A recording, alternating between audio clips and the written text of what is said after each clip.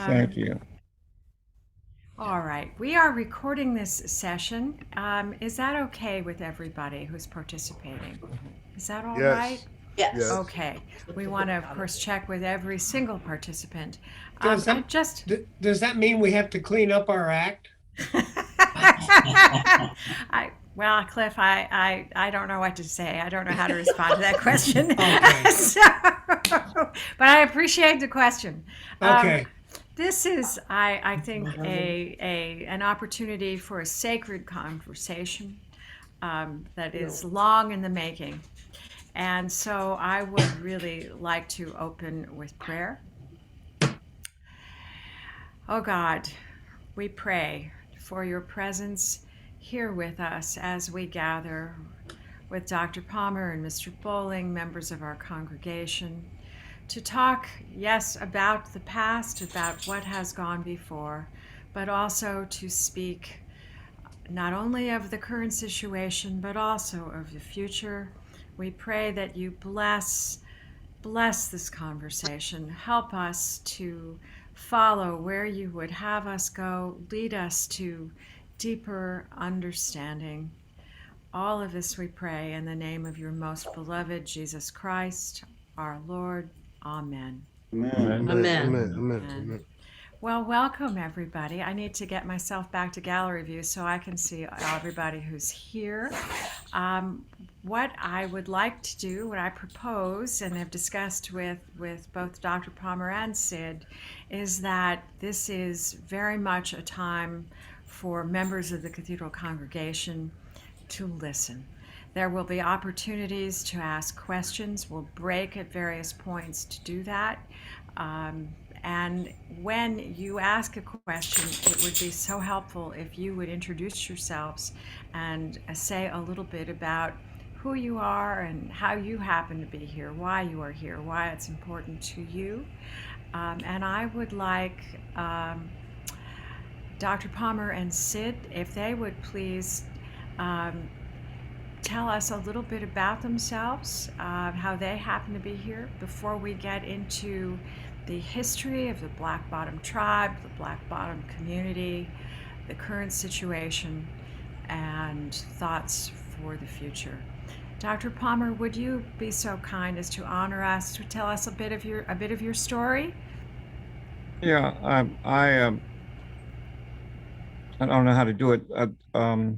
I wasn't born in Philadelphia. I was born in Atlantic City, New Jersey. Moved to Philadelphia when I was about 5, 6 years old. So much of my adult life, even though I went back and forth to Atlantic City because my grandparents and my relatives lived there. But the interesting thing when I tell the story about Atlantic City, what I recognized growing up was that Atlantic City was racially divided. It was divided, black people living on the north side of the town towards the bay, and white people living on the south side of the town towards the ocean. And when we moved out of, and it was very difficult with seasonal work. My father couldn't get enough work, so he moved uh, to Philadelphia. And we moved into 36 and Market Street, 3645 Market Street. Little did I know that was the heart of the Black Bottom. It was the locus of the Black Bottom. And what I recognized there, that black people lived on the north of Chestnut Street, Market Street. White people lived on the south of Chestnut Street, Ludlow, and going forth. Um, and what we were so poor, it was eight of us, eight children and two adults. But my mother had to farm out my five sisters to great aunts between Philadelphia and Atlantic City. And my father couldn't get work, so he eventually moved and became a janitor in City Hall. And then he eventually brought my mother and myself and my two brothers to live in two rooms at 3645 behind my sister's beauty shop. And he would die before he was able to bring all five of his girls back together. I was parentified at 12 years old when he died, and I had to then bring all the siblings together. I became my mother's partner in terms of doing this. So I was parentified very, very early in life. And uh, it was not it was an up and down existence. We were very poor. we lived in this tenement. Most of the people in the Black Bottom lived in houses, in homes, that was north of Market Street. And I'll share in my story, in my presentation, some of the journeys between me and the University of Pennsylvania and education, et cetera. And I'll just stop there. Thank you so much. Oh, apologies for dogs barking. Mr. Bowling, may I call you Sid? Yes, you can. All right. Sir, would you please share a little bit of your story as well, about the same length of time? And I'm going back on mute. Well, hello. Yeah. I don't know if nobody can hear me. Well, my name is Sid Bowling. I grew up down the Black Bottom. Actually, my grandmother house was on 3939 Warren on the side. So she was an Indian lady who'd been down there for a while. She was born down there. Again, we were very poor. There's a lot of folks in our house. My mother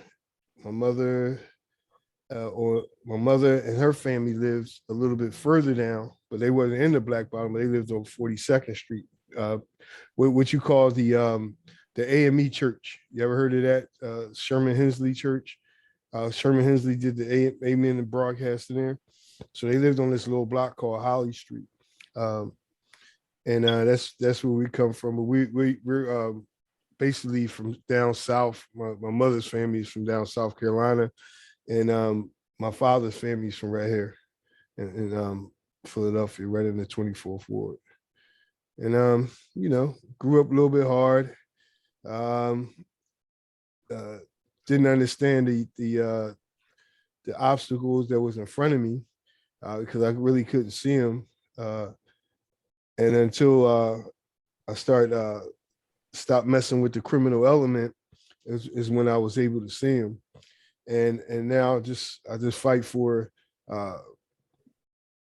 human. I think it's what you want to call like humanness. I want people to view me as a human, because they always view me as a criminal. They view me as a drug addict. They view me as all these other things except what I was, and that was a human. Thank you. So I'm going to lead with a couple of questions. Sid, you, when I've read about your work and acting as spokesperson for efforts now for the community, it's for the Black Bottom tribe. Could you explain the Black Bottom tribe and all that represents in the history of the land that we're talking about? Dr. Palmer just let us know that, I guess, north of Chestnut Street was African American. North of yes. North of Chestnut, Ludlow, and then south of that was. See, this is where Dr. Palmer needs to tell you, because Dr. Palmer can actually tell you all the old trails. I was born in 1966. So Dr. Palmer can tell you everything older. Now, the only thing I can tell you is what we try to do now is we're going to have an educational center. We're going to have a library in there. We want to put a museum up, to do those things. But I'll tell you more about that later. But I want you to hear the story that you're going to hear here. Then over to Dr. Palmer. Yes. To hear all of that really important history. Yeah. Thank you. Yes, he has that history. Yeah. Yes. Thanks so much, Gerald. I'll try to. It's so much history. I'll try to just give you aspects, just strokes of it. The Black Bottom sits between 40th and Market Street to the west and 33rd Street to the east, Lancaster Avenue to the north, and University Avenue to the south. Those are the boundaries. Now, it winds up getting its name because it's the lower end of West Philadelphia. It's the bottom of West Philadelphia. So West Philadelphia runs from the river all the way out to 69th Street. So anything from 69th Street down to 46th Street was considered the top the top of West Philadelphia. Anything lower than 46th Street down is the bottom. But this particular area from 40th and Market Street down to 33rd Street was carved out as the Black Bottom. Historically, this area between Mantua and University Avenue, which used to be called Darby Avenue, ran from 32nd Street or 33rd Street out to 40th Street. So it encompassed all of the lower end of West Philadelphia, including Mantua. That was called the bottom. And it's so difficult for people to get it that this one little area, this little niche, which was called the Black Bottom. So supposedly in the early years, in the 1700s or so, Hamilton Church was in this area, Episcopal Church, I think it is.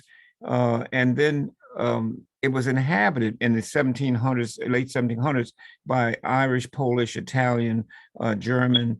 There were Jewish people there. There were Catholics, and Blacks were coming in early before the Civil War.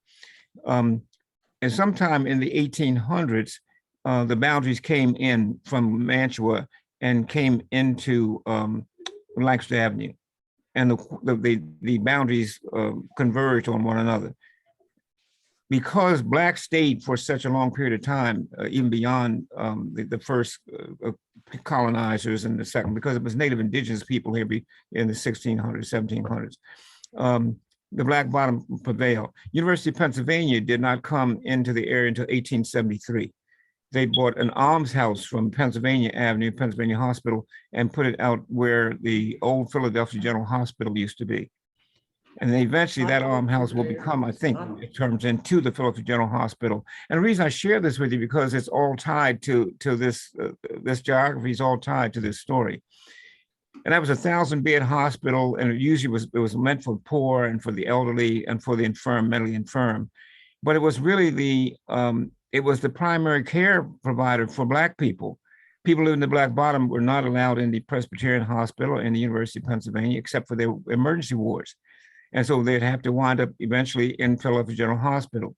And so Philadelphia General Hospital became one of the primary caretakers for these 2,500 or so residents within those boundaries. And it had everything and anything anybody else wants, but it's still the story of little America, little town America. It was its own town within a town, and it suffered all the racial strifing that everybody else had to suffer. And that's so important, because my life will get on that trajectory of trying hard to uncover all these stories of how race and racism divided the country and really oppressed one particular group in the country. And so it had on 36th and Market on the corner, it had Barron's Drugstore. And then next to that was Titus Apothecary. These were primary care providers for Black folks during that period of time. But it was also for those who wanted to experiment with drugs and try to get, fantasy living. Oftentimes the drugstores were a place where they get codeine and that sort of thing, right? The Black Bottom was just a very tight-knit community. It really cared about one another, protected each other, supported one another. I remember as a child, I was just so enamored at the way in which people would take you in and they would share their food. And we had an underground economy. My mother and father had to have card games like other people's family in the neighborhood, and they'd cut those card games and give a certain amount of money to help you pay your rent. Then they had rent parties for people who couldn't pay the rent, who could work, they'd have to have a rent party. And so each month there'd be a rent party or several rent parties. And each person who needed rent would go to those parties and spend money for eating and drinking and playing games, card games, et cetera. And that's how they pay the rent. And that's part of the culture, of the subculture. America is made up of cultures and subcultures and subcultures. But that was an experience, right, that really showed me how much how resourceful people were in terms of how they took care of themselves. Now, in the shadow of all of this is the University of Pennsylvania, a transplant from 1873. By almost the turn of the century, we move away from Hamilton Village and Greenville to become the Black Bottom. But the University of Pennsylvania, with all of its properties wanted just more expansion. And what they did was they expanded over into the area around Woodland Avenue where the graveyard is, and Baltimore Avenue, Chester Avenue. All those avenues ran through the area. They eventually took those streets over and turned them into a campus. And now what used to be Locust Street, where a number of people live, is now Locust Walk. We went to school. Our primary school was in the Drew School. Drew School, right down the street from the church, from the cathedral. It was the Kendrick School, and then eventually turned to Drew. Dr. Drew was named after a Black physician. And so that was our elementary school, Kendrick Drew, 38th and Warren, 38th and Powelton. Our secondary school was Newton School, right where the VA hospital now sits. That was part of the Black Bottom. We went to school every day in these directions. And then our high schools was either Salzburger at 47th and Fairmount, et cetera, or at West Philadelphia, 47th and Spruce. Lee School was close by, right, as also one of the primary schools. Everything that people needed were self-contained inside that community. And the reason I share this story with you is because the life, the living was harsh in some ways, but not in others, right? Yes, I was poor. We lived in a tenement. We lived in 2 rooms with my mother, my father, my 2 brothers.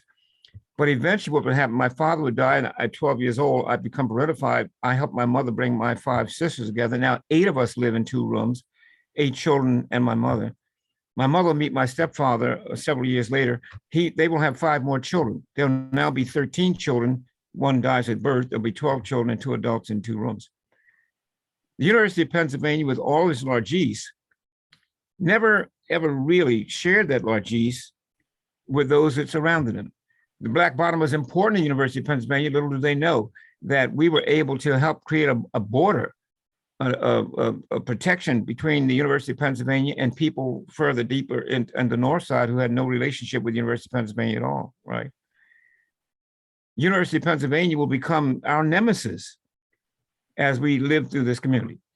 Now, the housing stock, people oftentimes look at the displacement. The housing stock on 33rd, 34th Street from Market Street over towards Lancaster Avenue was brownstones and graystones, more brownstones than graystones. Coming up Market Street to 36th Street, on the east side was brownstones, on the west side was graystones, all the way up to Lancaster Avenue, where the blind home was, the home for the blind. 37th Street, a repeat. 38th Street, a repeat. 39th Street, they had these iron horse wagons that collected trash with drawn horse wagons that were parked there. The subway, just to give you a picture, ran from downtown, from Front Street all the way up to 22nd Street when it came from underground on top of the ground and all the way out to 46th Street and beyond. This was the culture, this was the life, this was the hub of the existence of people in the Black Bottom. Now, that's not any different from many other places. There are a lot of places that are Black Bottoms all over the world, right? But this one was peculiar. My mother could go to my aunt's house 4 or 5 blocks away and come home 3 o'clock in the morning and be protected by the young guys on the corner who would tip their hats and hide their cigarettes and stop cursing. They'd watch her. Somebody even try to escort her. I knew that my mother would be protected. I could go to sleep knowing my mom was protected. We didn't have the doors locked and we didn't have shackles and chains and gates, etc. I remember, Judy, there was a handful of us were baptized Catholic. St. James was my church, was my parish. The main church was the Liberty Baptist on 37th and Warren Street, where all the Black folks, most of the Black folks went, except there was a couple of apostolic faith on Market Street.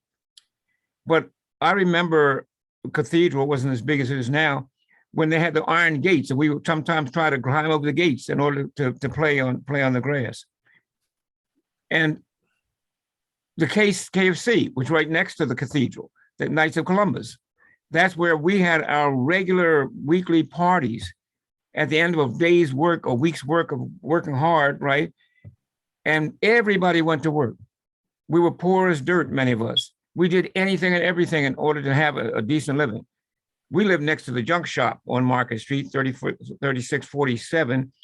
And so I would collect junk and take it and get paid for it.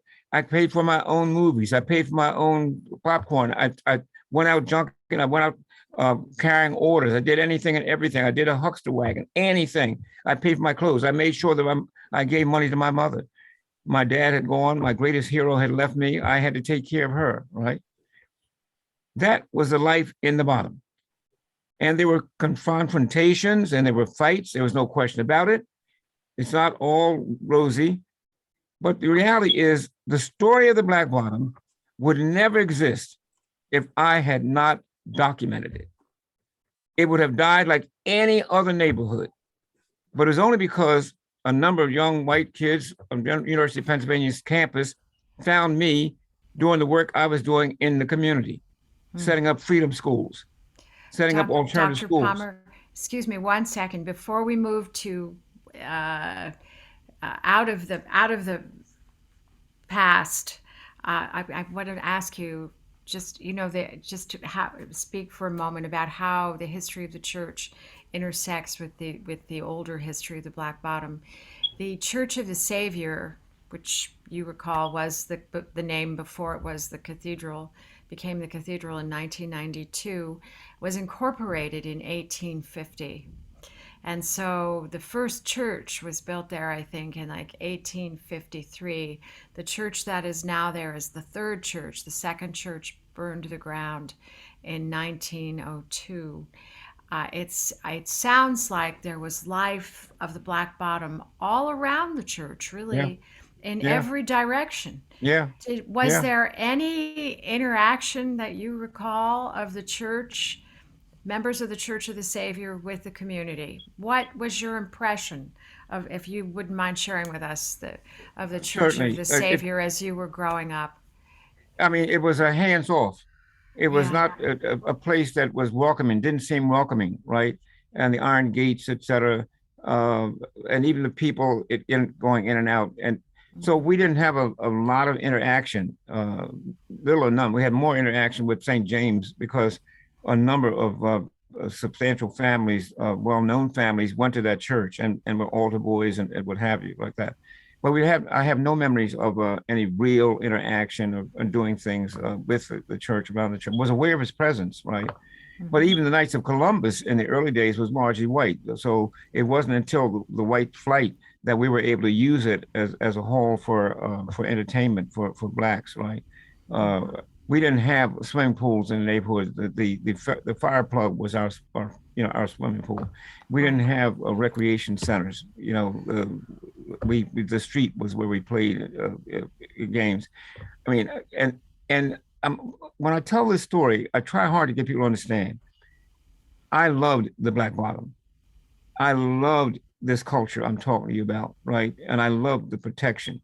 I admired the older men than me who would protect the neighborhood. We had a system inside where if you're at a certain age, you're expected to protect the young children. You're expected to respect the elders. You're expected to take care of. It's a warlord system.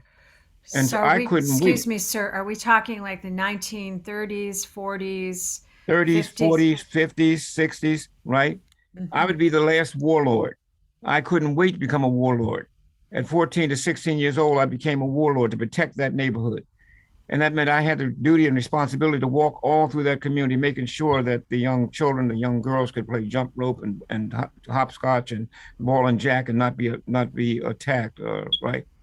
So we had a multi-generational community of care, certainly its share of economic distress and problems, the problems of the time. Could you say a bit about, we hear how the University of Pennsylvania came in 1873. It may interest you, sir, to know that Anthony J. Drexel, believe it or not, was a member of the Church of the Savior.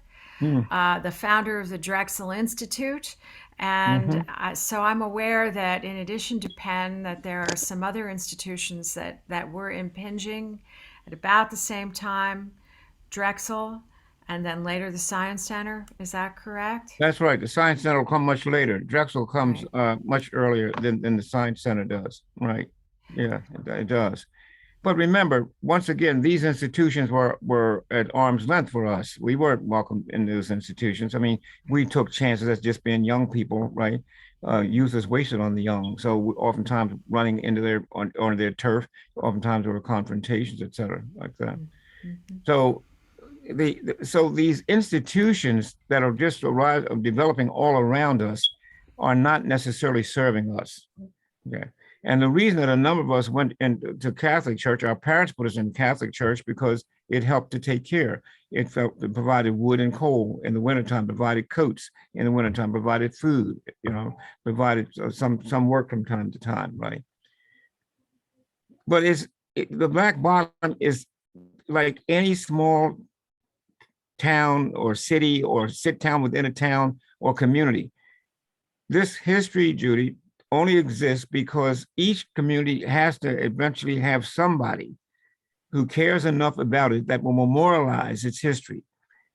Because of my love for it and because of my passion for history, I spent 30 years gathering data on the Black Bottom to make sure it be preserved. I'm on the process now working with Sid in terms of identifying anyone who's 80 years old and older, over 100, as the last vestige, the last legacy of the Black Bottom. Those are folks who would have some historical memory about this. And together, we've already pulled together about 20 names of folks up to 102 years Wow. old. Okay. Wow. And Wow. and the attitude that many of the people in the Black Bottom had about the University of Pennsylvania, they saw them as a neighbor. Penn didn't see them as a neighbor. But it got to the point where it became really, Penn was a pariah because of what it did. And in a short period of time, it used all this political, all this legal, all this academic, and all of its connections in order to create the area they call University City. I've never called it University City. So what year would that be? And was that the beginning of the change? When did the changes begin to come? And what do they look like? Planners plan well in advance. They don't just do this stuff helter skelter. And so I think circa sometime in the 1950s or so, they were making these plans, right? And what happens is the first group to get targeted will be those who are renters, because they have no real license. They have no real authority. They have no ownership. And so what Penn will start doing, along with the support of a couple of liberal white mayors, Richard Dilworth will be the last Anglo-Saxon mayor, because it had always been Anglo-Saxon until Jim Tate became the first ethnic mayor, I'd say. But they were supportive of the University of Penn's expansion. Now, Penn wanted this discussion, I understand, sometime in the 50s and 60s, was they were thinking about going north towards Mantua or going west towards St. Joe's, where St. Joe's is out City Line Avenue, okay? And they were discouraged from that, along with Ed Bacon, who became the planner for the city.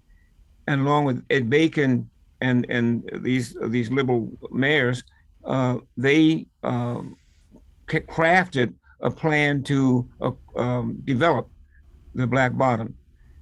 They want to get UDAG money, but part of the urban development money requires UDAG is. Can you say what UDAG is? It's a urban development. Yeah. Okay. It was an urban development grant that they wanted. And growth, right? So they, but you couldn't just take the land without the land having been blighted. So you had to demonstrate that the fact that the land was going to be taken for good purposes.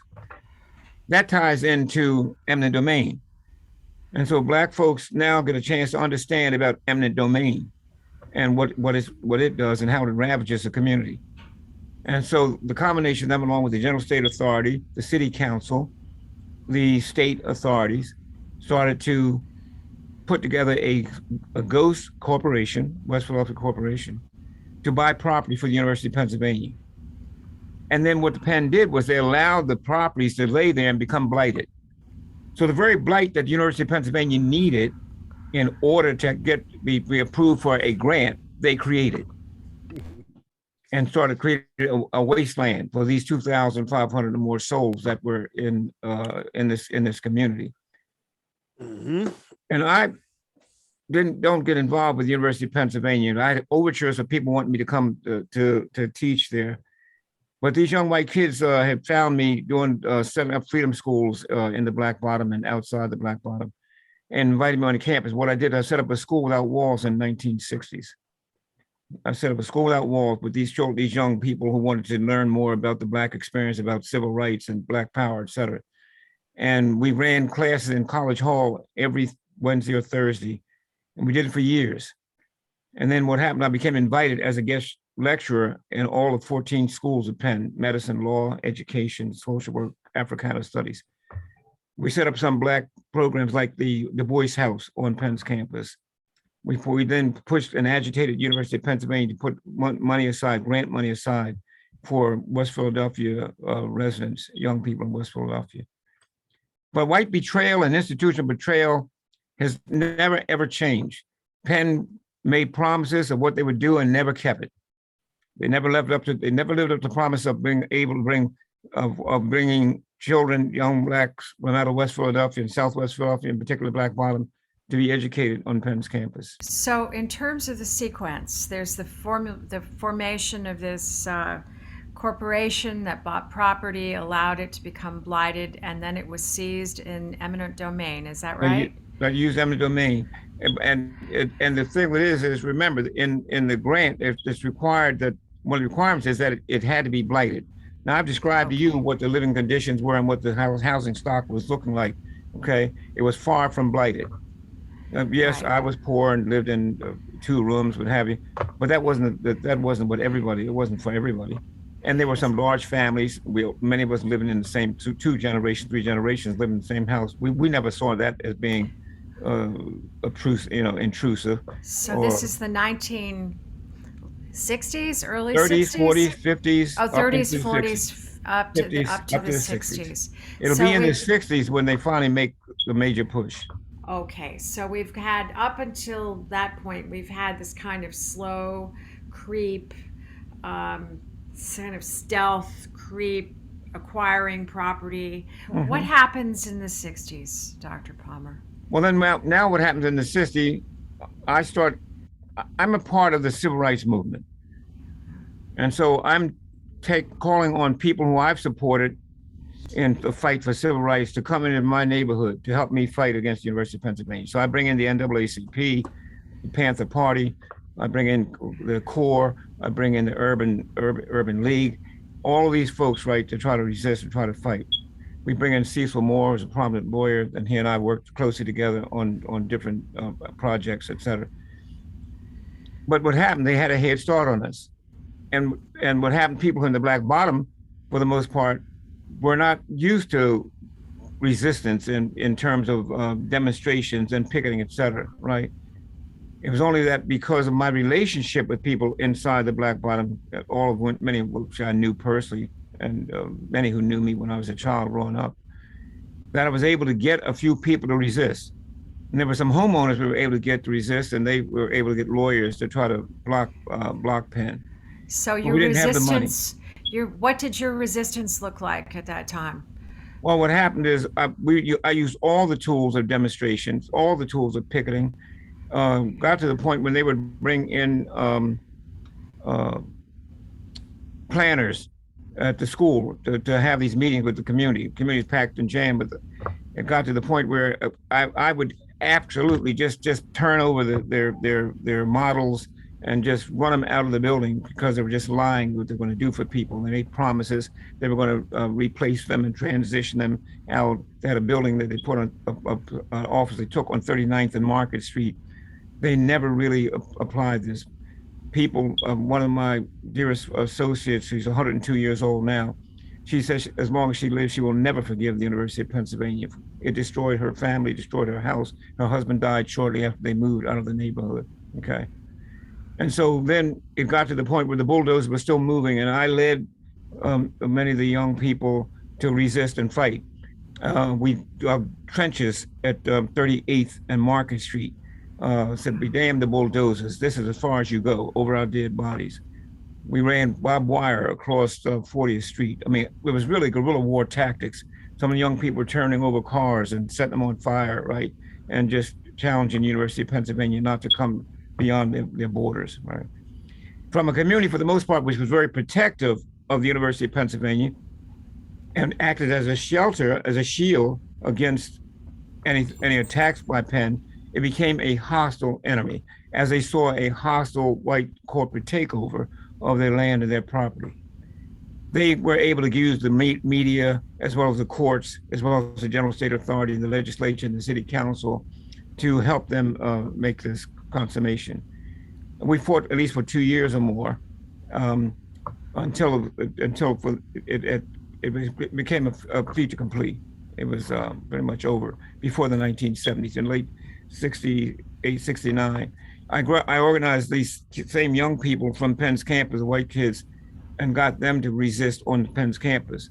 So University of Pennsylvania students shut down Penn and took over College Hall in 1968 in support of our efforts and also challenging building the Science Center at building the Science Center at 34th and Market Street. So the resistance just went on and on and on, and until we were able to force the Board of Trustees to create what's called the quadripartite agreement, the four-party agreement, that University of Pennsylvania cannot expand any further west or north without the consent of the residents, the Board of Trustees, the students, and the faculty. And that slowed them down to some extent as they started to move more to the east, which they claimed territory there. But Penn created the model for displacement and takeover for almost all the different schools around the country. Columbia University will use the model in Harlem, University of Chicago, Johns Hopkins in Baltimore. All of them will use that model. And so will Drexel use the model, trying to go into Mantua. So we created a template in this fight, and then we put together a website to get other communities to look at the website in terms of how to resist. So, but we participated in the fight against Temple, Drexel, St. Joe's, University of the Sciences, out in Clark's Park, et cetera. At what point was it gone? That all the at what point had it? Well, I'm not.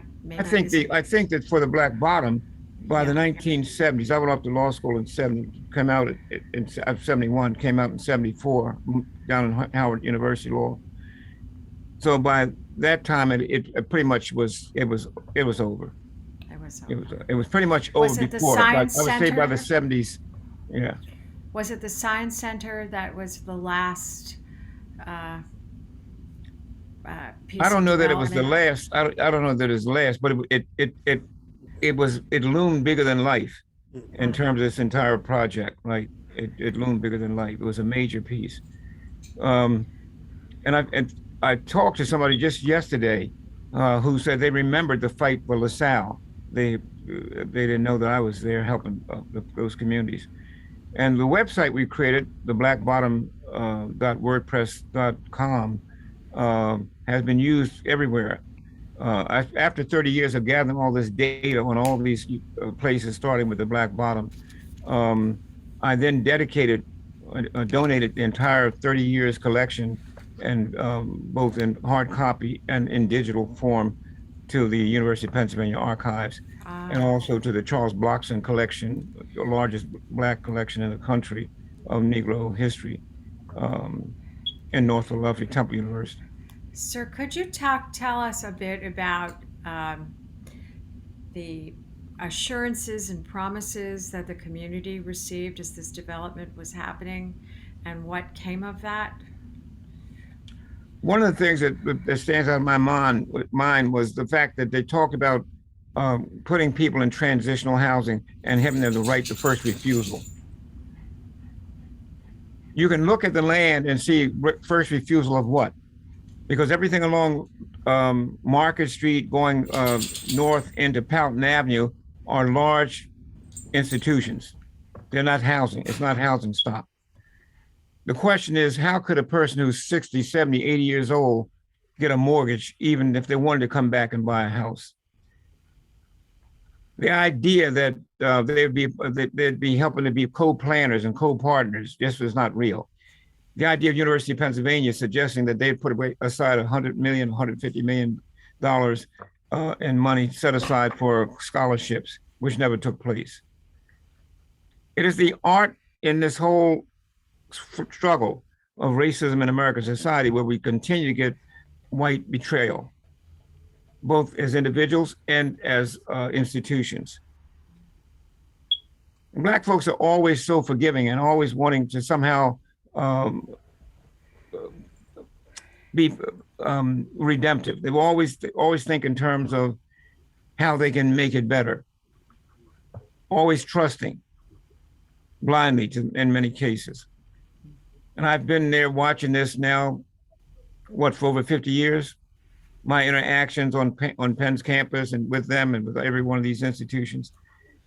I created the required course on American racism on Penn's campus in 1969. Penn became the first school in the history of American academia to have a course on racism. But you have to watch it and monitor it because here comes a group of people, many liberal whites and progressives who think that they know more and they know better how to do it, right? And they try to water it down and try to make it be something that's palatable to them because they don't want to face the harsh realities of these experiences. And even with the course on American racism, there's a failure for them to want to deal with the 250 years of chattel slavery and discuss that and see that and visit that, the same as the Jewish Holocaust Museum, Jewish Holocaust Studies. Yeah. Yes. It's just a constant fight. In terms of where, now there's a question from Brenda in the chat. When did the village at 39th and Market become established? How many residents were from the Black Bottom? That's where I was going as well. How did we get to the situation that these residents are in now? When did they go there? What was promised to them? What has transpired since? Remember, by the time those buildings were built, after the quadripartite agreement, most Blacks who lived in the Black Bottom had been dispersed all across the city, largely in West Philadelphia, Southwest Philadelphia, right, and North Philadelphia. It is very unlikely that any significant number of people who lived in the Black Bottom went to live in those low cost, what we call low cost, medium cost housing, or the high rises that came out of the quadripartite agreement on Powelton Avenue. Okay. But once again, this is the betrayal. This is the making sure that there's no historical memory. The reason I'm doing all I'm doing in terms of codifying this is because I understand that if I don't, someone else will write my epitaph, somebody else will write my story or our story. I have a dozen interns I work with all the time. We're publishing stories, legacies, oral histories, so that others who come behind us won't necessarily be able to change the history. Sure that I'm understanding you correctly, and I'm going to silence these doggies. So the situation now, there are persons living in the townhomes at 39th and Market Streets. Do I understand correctly that at this point there are not many who had originally been residents of the Black Bottom? I don't think there was many that ever moved into it in the beginning. Aha. None. Okay. I can. So I it can, is it more the question that this is affordable housing? no, Um, go ahead, Sid. What, no. This is tell not us, please. This is not affordable. This is not affordable housing because everybody who lives on there lives there is on Section 8. So they don't necessarily have a working income. The word affordability came from what Dr. Pomeroy was doing, trying to get us housing down there for the working families. Because remember, if you remember what Dr. Palmer said, everybody down there worked. There was no slaggers down there. So the affordable housing came through. One of those bills came through, and it read that they would help working families buy homes. And this is again where Dr. Palmer expressed the kind of like uh, the wool pulled over your eyes thing with us again, where we weren't able really to buy housing or anything. So nobody resided in those homes that was delegated for us. And still, right now, the Black Bottom doesn't have a foothold in their own community. And this goes Dr. Palmer also mentioned to you. This goes back further than people may think with this kind of behavior that these groups or institutions are displaying towards us. There's no reason why we don't have anything or ownership in our community. There's no reason, right? So what we seeing here is again white privilege. They're gonna move us all out. They're gonna do what they want to do until we're gone or whatever the case is. But you see the backlash. So now you see a bunch of robberies. You see a bunch of shootings. You see a bunch of killings. So now the people are fighting back, and everybody asking what's going on. It's called gentrification. When you keep moving people out and putting them in places and just taking them from their home, like Miss Cora Hill, one move killed her husband and made her despondent the rest of her life. You know what I mean? So like we have to go back and investigate how much is someone's enjoyment worth someone's pain, right? So like when I was going to school, like Dr. Palmer was telling you, they took all the money out of our schools. So I was reading books from people in the 1960s, 62, 63. This is 1975, 1980, right? So I didn't get a good schooling. I didn't get what I needed. So guess what? I went home. I was hungry. So guess what? I had to go out in the street and find me a way to eat, and that was stealing and robbing. So I took on that. You know what I mean? So like I blame these universities, for real, not giving us a chance. You know what I mean? In our own communities. Well, it's from I'm listening very hard, and I know that we all are, and recognizing that this is a long, hard, deep history with many, many layers and many expressions of racism and denial of opportunity and denial of services and ways closing in front of you for living a stable, good life in the community that you loved, where your parents raised you, where your grandparents lived, and that the behavior of the institutions surrounding the Black Bottom is unconscionable. Where do we And the people. Don't forget that. And the people. and the people. The institutions are made up of people, Right. and in every case. I often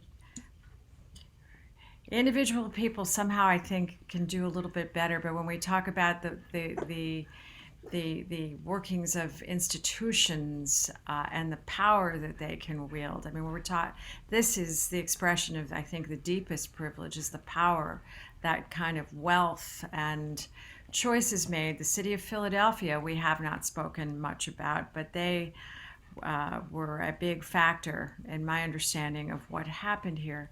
Where do we go from here? We have about a half hour left. a little less than half hour. Right. And I'm hoping that we will continue this conversation. We will take all that you have shared with us and reflect and get together again. But gentlemen, where you are organized now, I know that there are students working with you. I know that there are members of the community who are working with you, people who live outside the community. Where do you see this going now? What are your hopes for the next? I guess July is when the leases end. Is that correct? Well, What is the timeline? the thing with this is not a one and done problem, Right. and this is something that takes a lot of planning, a lot of organizing, and it's something also where at the same time you need to make demands of the university to try to repatriate or try to repair the damage they've done. You have to recognize the fact they will do everything they can to abort it. And the struggle that Sid's been going through, Gerald's been going through as the younger group, so far he's been able to get them to commit to putting a marker on the corner of 36 and Market Street, describing the black That is Penn, University of Penn, Pennsylvania? University of Penn, Okay. right. Now, that could have been done without Penn. That could have been done with the city council people and working with community. But what happens is they decided they wanted to lead in that initiative. That's fine. That's fine if they follow through. I've talked to a couple of them the other day. I said, and the one thing you must put anytime you describe the Black Bottom, the fact that we resisted. The resistance must be written in the history, because it says something about the people. It says something for future generations. Did you just sit there and allow people to run over you? Or did you rise up, right, and challenge and confront them? But in terms of white sanitizing, we're not always sure that that'll happen.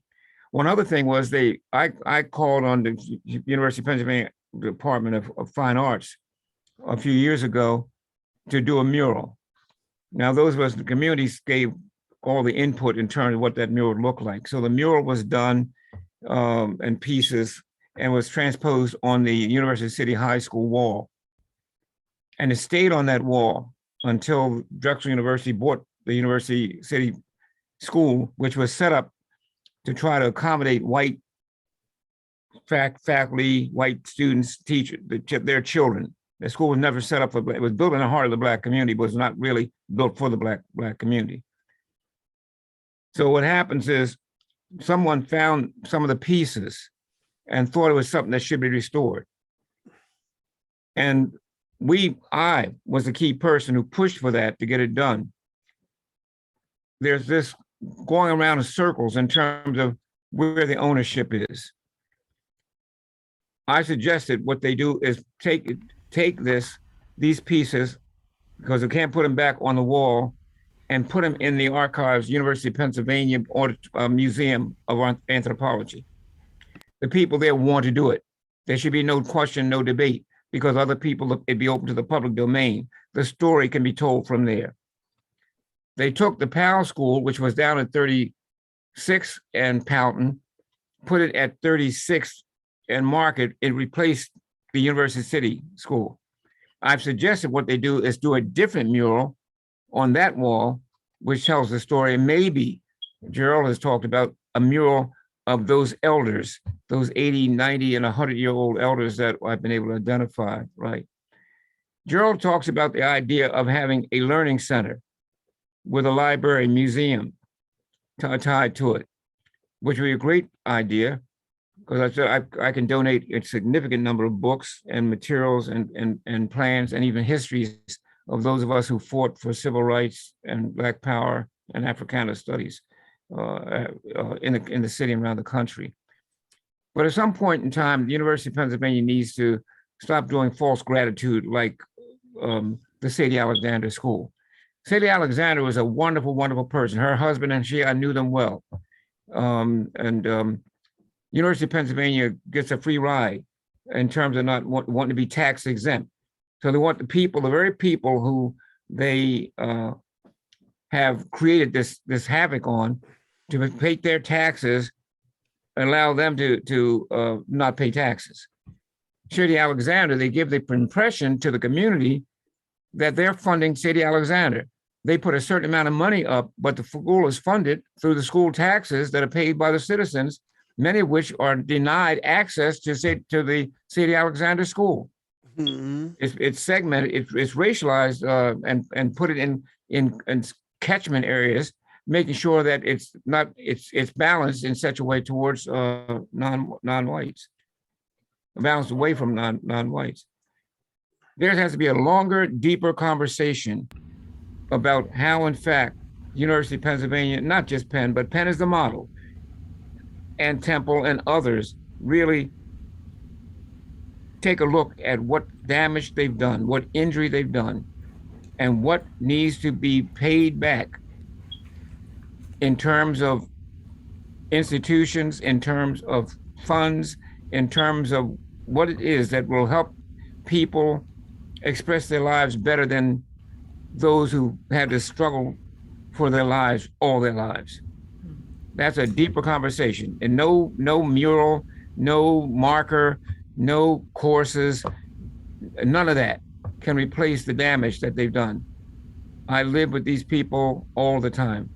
I'm proud to say that I was a warlord to protect this community. I did it longer than most people, because even when I was in my medical work, I would come from the hospital, take my lab coat, my stethoscope, put it away, and come back to check out who in this community is creating havoc.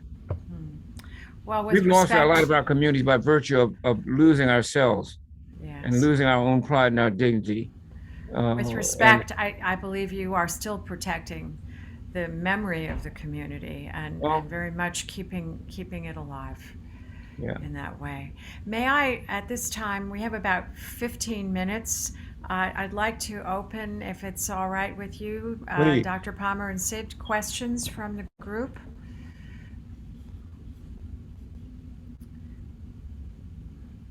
Hi, Lynn.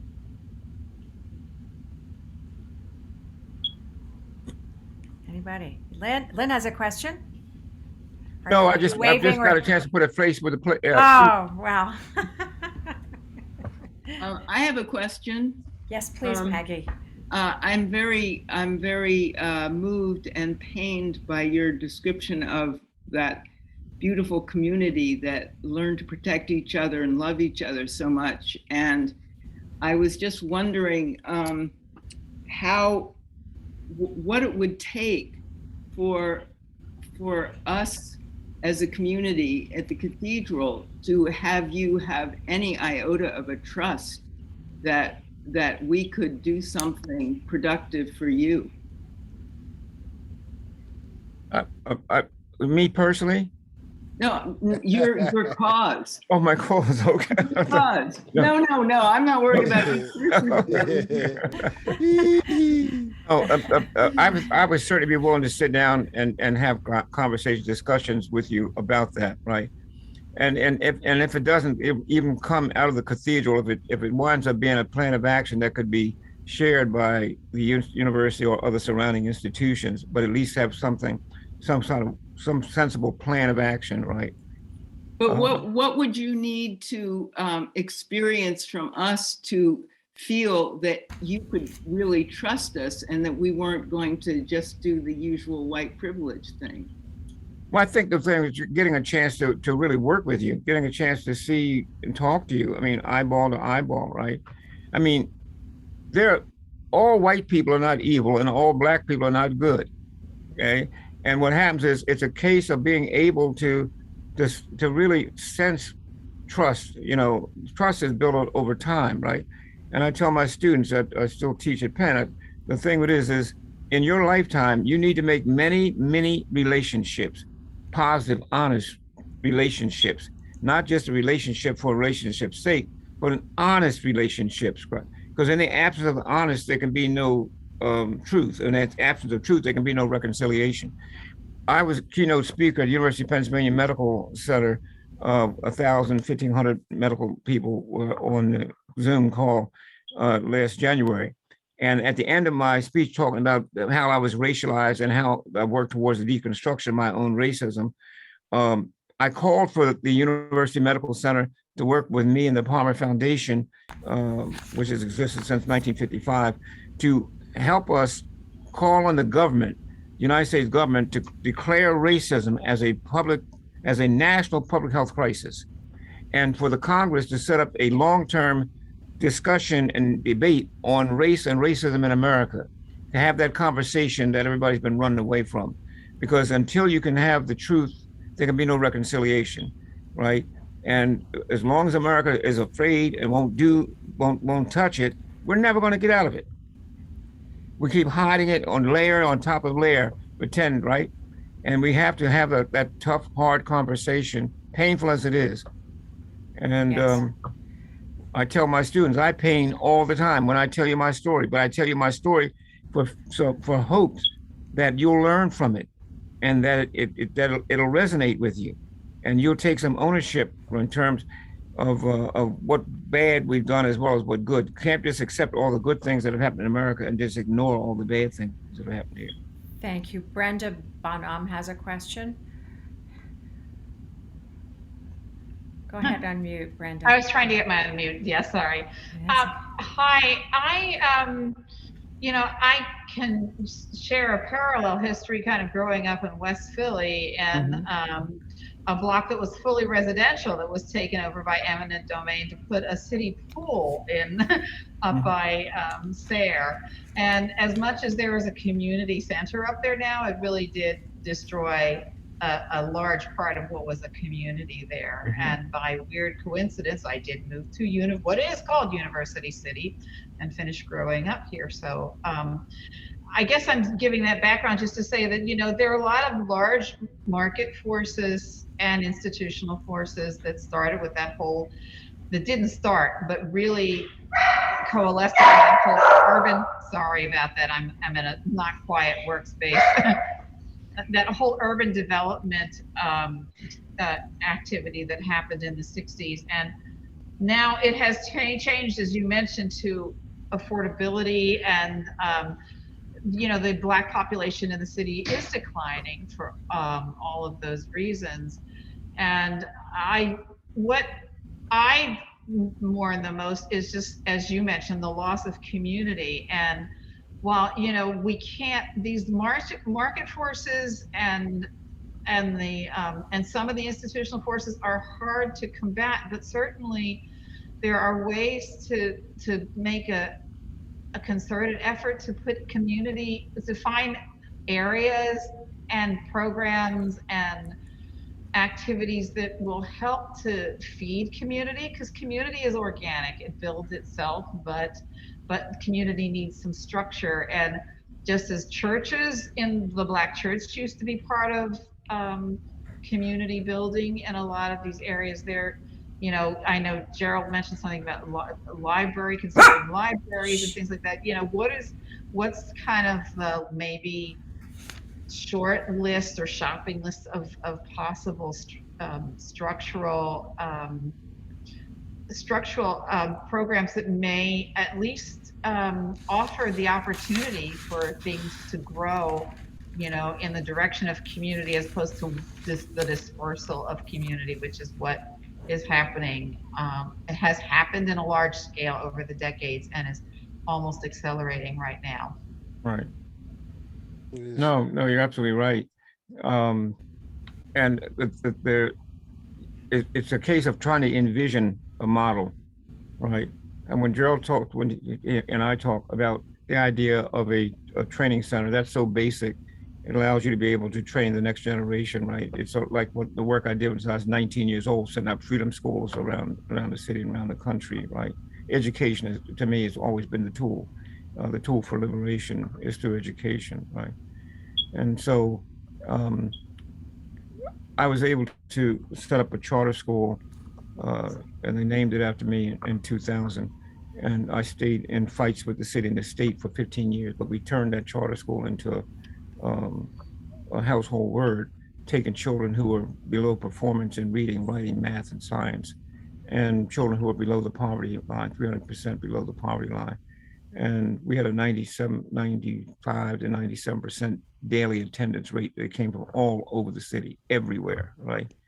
And we were able to borrow $10 million, $11 million to build a new school for these young people. And we took over one of the old Catholic schools up on in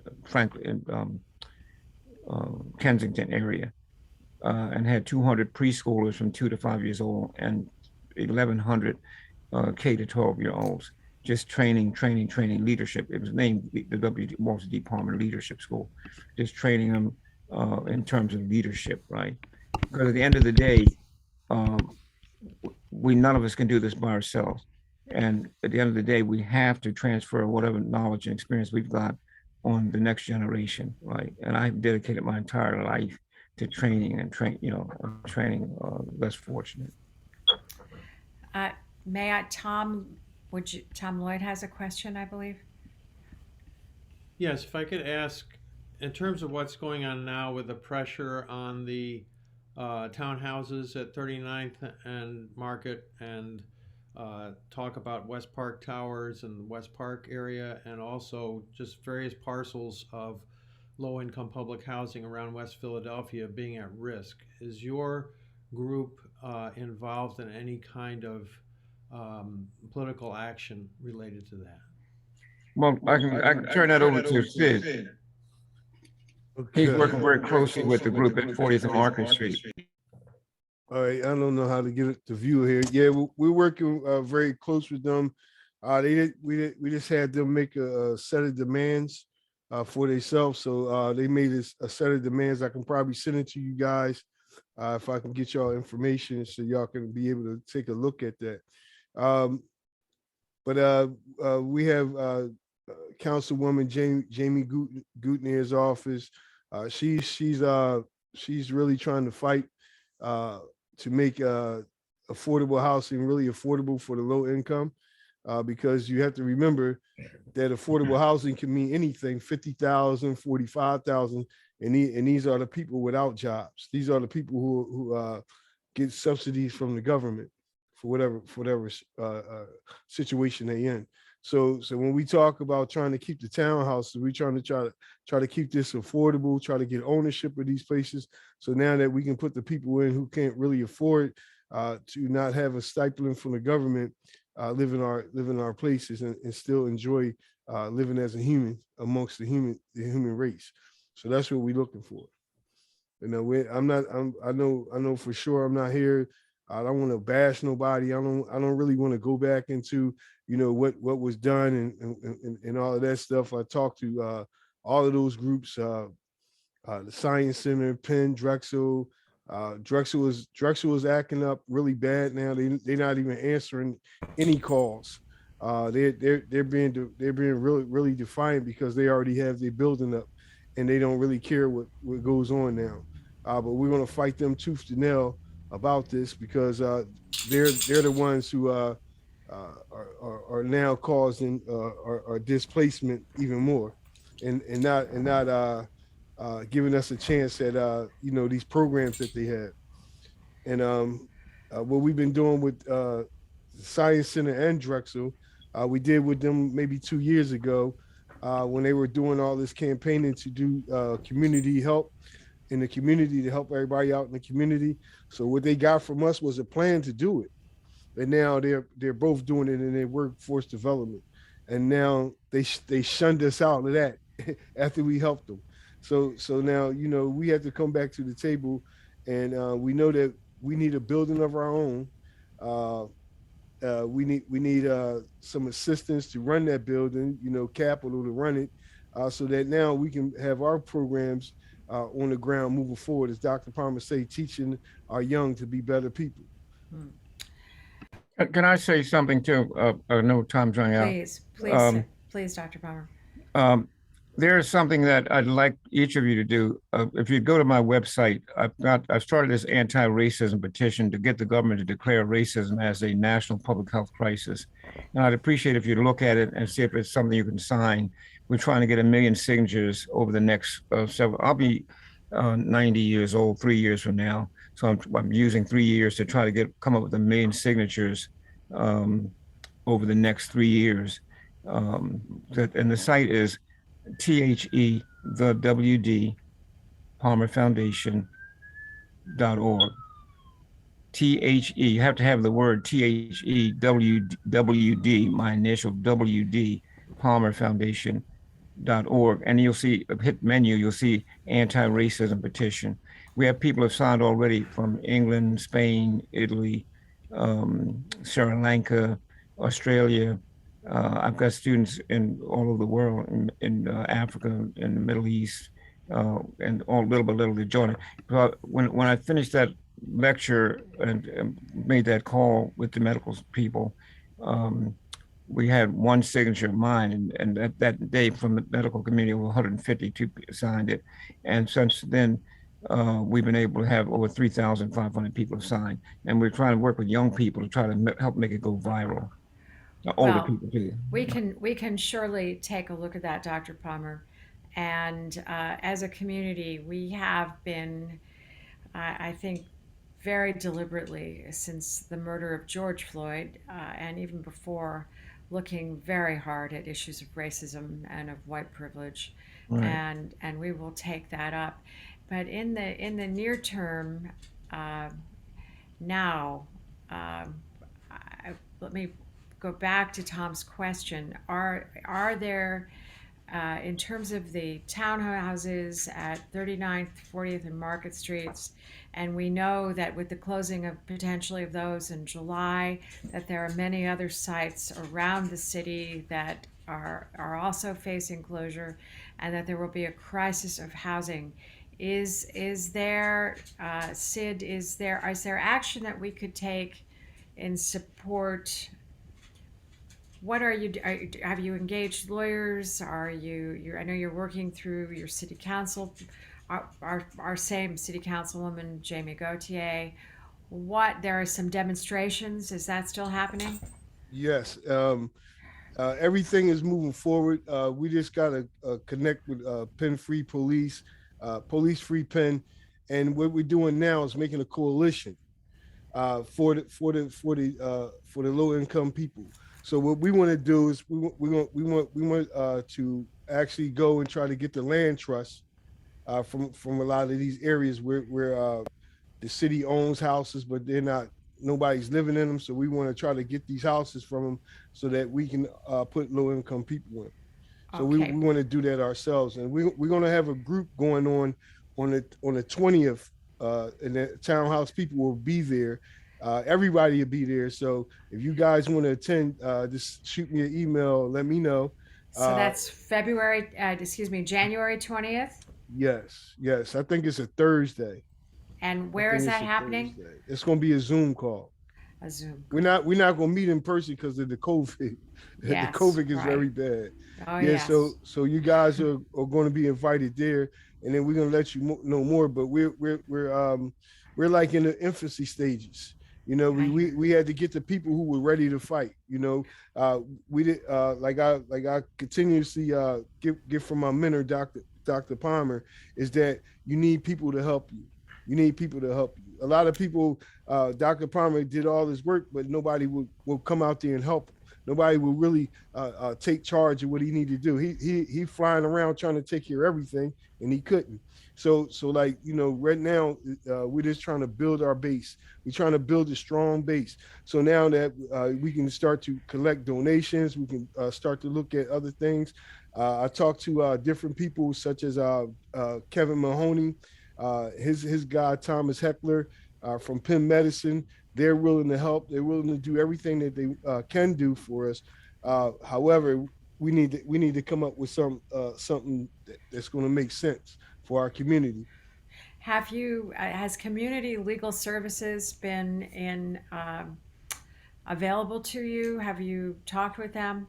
No, not we haven't talked to them, not the Black Bottom, but they were there for the residents at the townhouses, so they did come to them Okay. and trying to help them. But no, we're looking more of ownership in our community, such as just starting off with little jobs or little contracts, maybe just cleaning up all the COVID, starting a cleaning company that clean up the COVID.